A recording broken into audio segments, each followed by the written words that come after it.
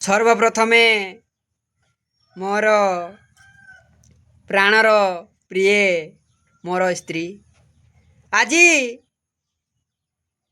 ସେ ସକାଳେ ଉଠିଲା ପରେ ମୋ ସହିତ ଭଲସେ ଟିକେ କଥା ହେଇନାହାନ୍ତି। ଆଉ ତା'ର କାରଣ ମୁଁ ଏତିକି ଜାଣିବାକୁ ପାଇଲି ଯେ ତାଙ୍କର ମା ଏବଂ ତାଙ୍କର ବଡ଼ ନାନୀ ତାଙ୍କୁ ଦେଖା କରିବା ପାଇଁ ଆସୁଛନ୍ତି। ତେଣୁ ସେ ଏତେ ଯେ ଖୁସି ମାନେ କଳ୍ପନା ବାହାରେ।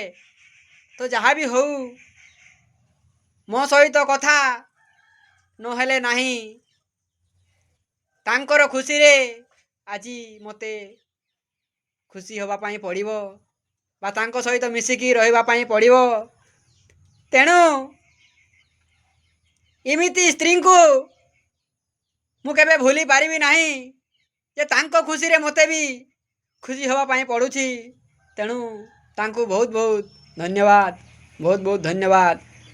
ତ ଏତିକି ଦୁଃଖ ଲାଗୁଛି ଯେ ଆଜି ଏମିତି ପାଗ ମାନେ ନା ବର୍ଷା ଆସୁଛି ନା ବର୍ଷା ଛାଡ଼ୁଛି, ଏମିତି ଗୋଟେ ପାଗ। ଆଉ ଆଜି ବାରଟି ହେଉଛି ଯେ ରବିବାର। ତେଣୁ ସେ ମା ତାଙ୍କର ଆଉ ତାଙ୍କର ନାନୀ ଆସିବା ଖୁସି ପ୍ଲସ୍ 12 ରବିବାର। ବହୁତ ଖୁସି ସେମାନେ ଆଜି।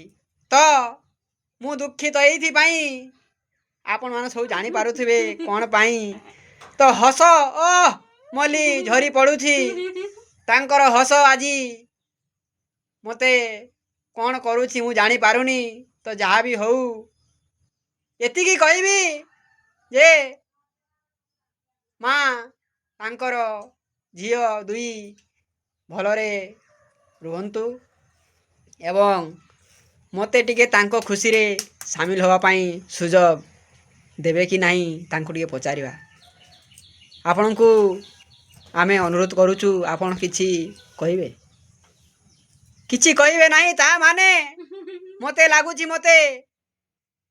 ଯେ ତାଙ୍କ ସହିତ ନିଜେ ଯାଇକି ତାଙ୍କ ଖୁସିରେ ସାମିଲ ହେବା ପାଇଁ ପଡ଼ିବ। ତ ଯାହା ବି ହଉ ଆପଣମାନଙ୍କୁ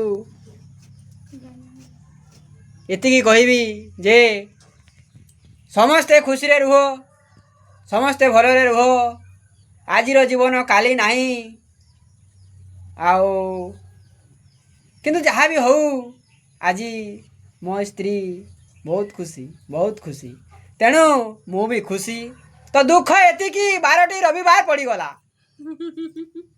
ସେଇ ଦୁଃଖରେ ମୁଁ ଦୁଃଖିତ, ନଚେତ୍ ମୁଁ ବି ବହୁତ ଖୁସି।